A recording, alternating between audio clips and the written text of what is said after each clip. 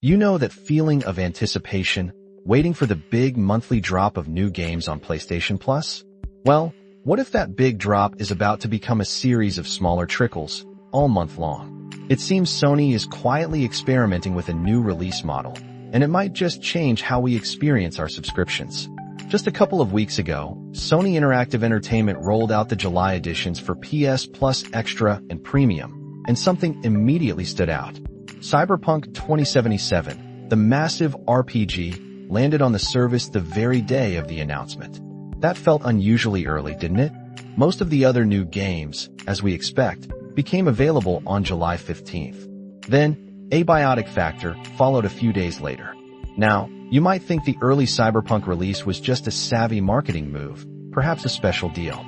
But Abiotic Factor, launching around the same time as its general PlayStation Store release, hinted at something more. Digging a little deeper, especially if you look down under, to Australia specifically, you saw a much more fragmented release schedule unfolding. In Australia, Cyberpunk 2077 arrived on July 9th. Then, Banishers, Ghosts of New Eden, and Tropico 6 showed up on the 15th. Abiotic Factor and Planet Zoo came on the 22nd. And then, Bluey the video game, Risk of Rain 2, and New World, Eternum, are set for the 29th. Does this staggered model sound familiar to you? It certainly reminded us of Microsoft's approach with the Xbox Game Pass, where new titles often join the library throughout the month, not all at once. And it turns out, that comparison is spot on.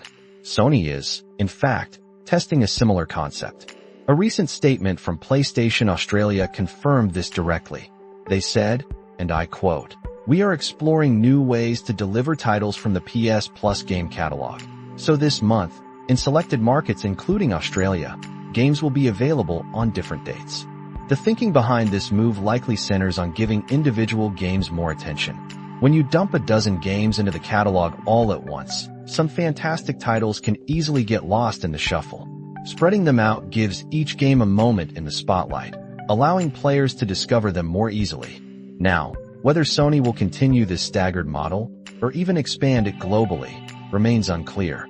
They haven't officially announced any wider rollout.